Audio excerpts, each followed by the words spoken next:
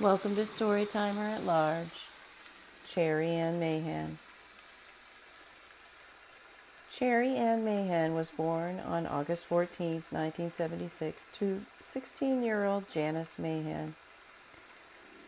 Janice had tragically been raped at age 15, and Janice probably could have given Cherrie Ann up to an adoptive family.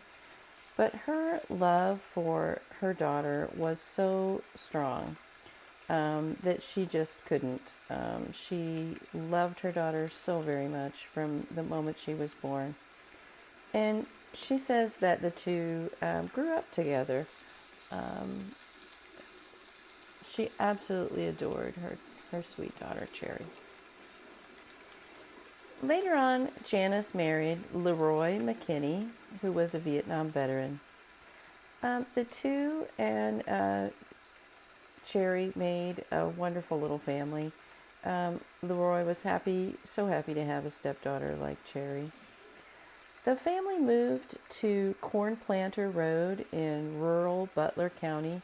That's northeast of Pittsburgh, so it's on the more western side of the state of Pennsylvania. It's very rural in that area where they lived. It's not terribly far from Pittsburgh, but it is a very rural part of the state. It's very hilly, very wooded, winding, hilly sort of roads are in that area. And Corn Planter Road itself is a very rural, winding road. Cherrie Mahan was 8 years old in 1985. She might have been reading a chapter book on the bus on the way home that day, or practicing multiplication tables. She might have been chatting with friends. She might have been working on her spelling homework. It was a Friday, so maybe she did all her homework on the bus so she wouldn't have to worry about it over the weekend. I know a lot of kids that I knew, we did our homework on the bus quite often, so we wouldn't have to fuss with it later. Cherrie was just getting off the bus, like any normal day, on February 22nd, 1985. She and a group of neighbor children always got off at the same stop there on Corn Planter Road.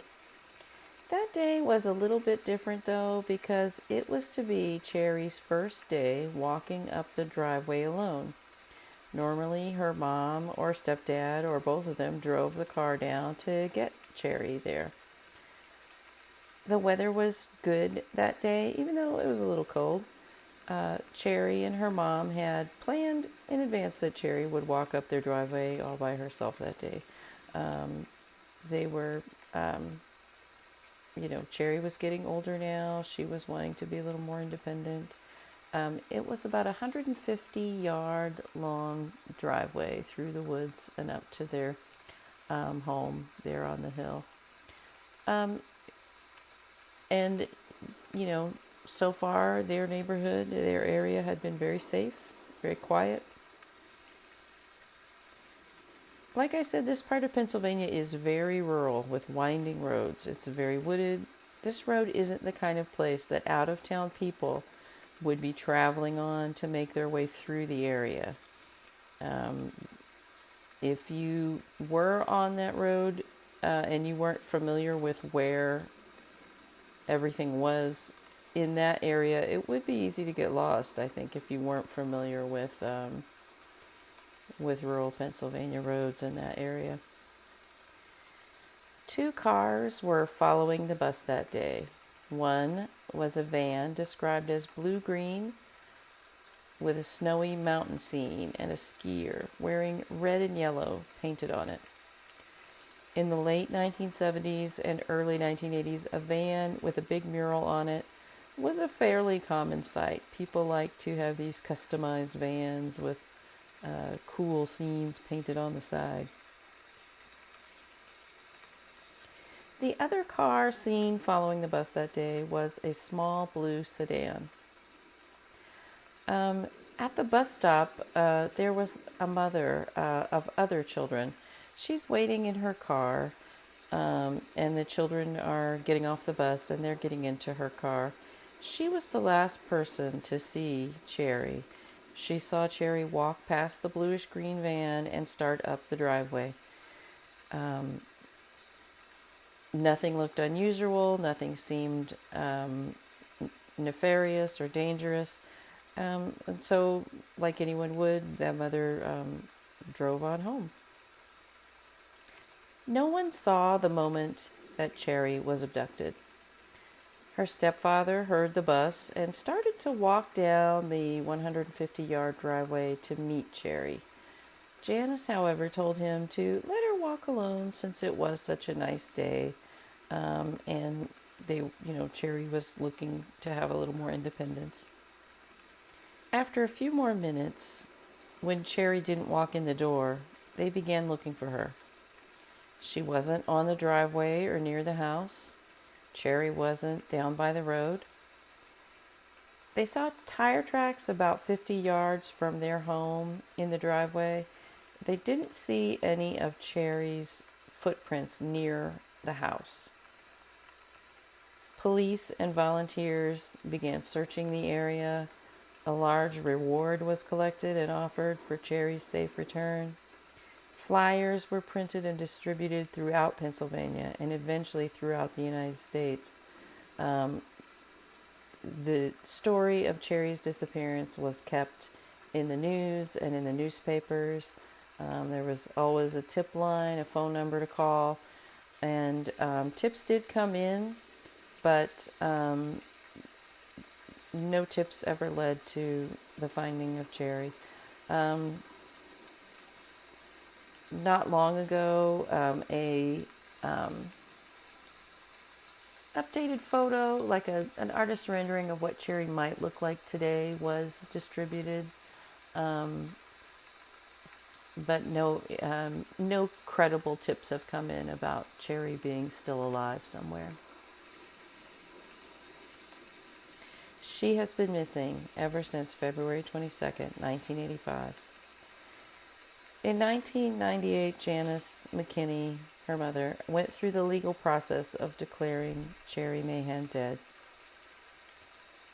In 2018, Janice received a letter that graphically detailed Cherrie's murder and where her remains could be found. Janice McKinney turned the letter over to police. Recently as this month, October of 2025, digging and searching was conducted on land where a suspect had lived near Cherrie's home. No announcement has yet been made about what that search might have uncovered. It's thought that Cherrie knew her abductor. Her parents heard no screams or sounds of a struggle. Perhaps that person pulled up the drive and told Cherrie to hop in because her parents had asked them to pick her up for some reason. None of Cherrie's family members are considered suspects in her disappearance. Rumors and speculation over the years just added to the heartache that her family has endured. If you have information about the disappearance of Cherrie Ann Mahan, please call the Pennsylvania State Police at 724-284-8100. Cherrie's family, her mother, has been waiting a long time for answers in this case. And I'm really hopeful that soon she'll get those answers that she desperately needs. Cherrie was only 8 years old. She would have turned 9 in August of 1985 if she had not been abducted. Let's send up a little moment of hope that Cherrie can be found.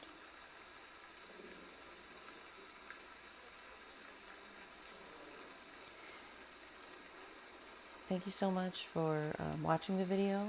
Thank you if you're sharing the videos. Thank you if you're subscribing. The more attention that cases like this get, the more likely they are to be solved. tips do come in and cases do get solved even decades and decades after. And so I still remain hopeful that Cherrie's disappearance will be solved and her mother will have answers. This case has always stuck with me over the years because in this particular photo, Cherrie looks so much like my childhood best friend. I don't know what it is about the expression around her mouth, I think it is. That is the detail. But she just looks so much like the best friend I had ever since kindergarten. And so, Cherrie's is a case I've followed over the decades.